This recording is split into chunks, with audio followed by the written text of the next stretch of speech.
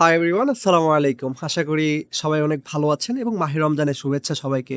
এই পড়ন্ত বিকেলে এত সুন্দর একটা পরিবেশের মাধ্যমে আপনাদের একটা খুবই পাওয়ারফুল একটি বার্তা আপনাদের সাথে শেয়ার করতে যাচ্ছি। সেইটা হচ্ছে আমি মনে করি এটা একজন বিগিনার স্পোকেন ইংলিশ ইউজার হিসাবে বা যারা আমরা স্পোকেন ইংলিশ শিখতে চাই তাদের ক্ষেত্রে খুব কাজের।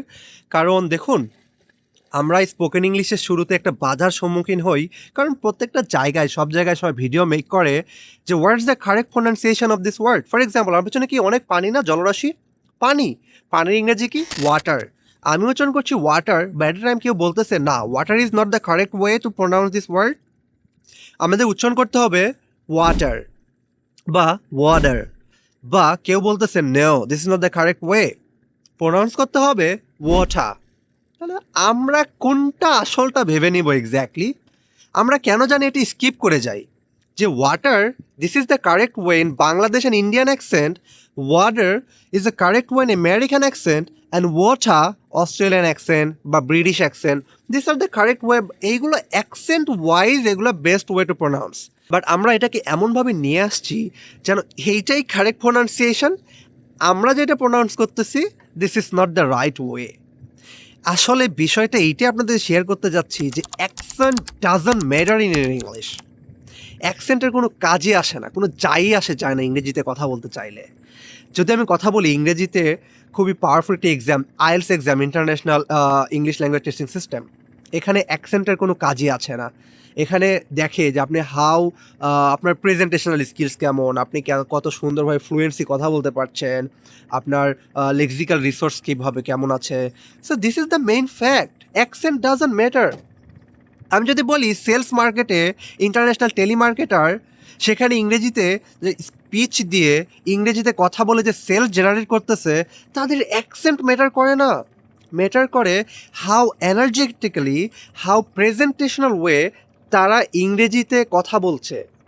আমরা যে ইংরেজিতে কথা বলছি এটার ভিতরে আমার এনার্জিটি কেমন, আমরা যে ইংরেজিতে কথা বলতেছি আমার প্রেজেন্টেশনাল ওয়েতে কথা বলছি কি না, this is the fact.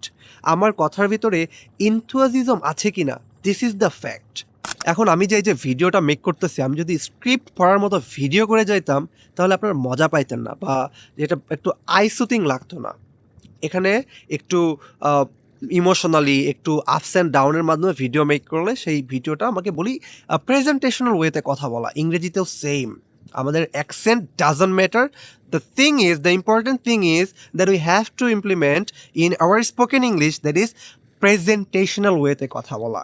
Accent doesn't matter. কেন জানি সব ক্ষেত্রে এইটাই বলা হয় যে this is the best way to correct pronunciation. এইসব বাদ দেন, এই ভয়ভীতি থেকে বের হয়ে আসেন, মাথা থেকে best way of learning spoken English, best way to pronounce this word, এইসব ছেড়ে ফেলে দিয়ে আসুন আমরা সুন্দরভাবে প্রেজেন্টেশনাল ওয়েতে কথা বলি, যেটা not only for our learning spoken English.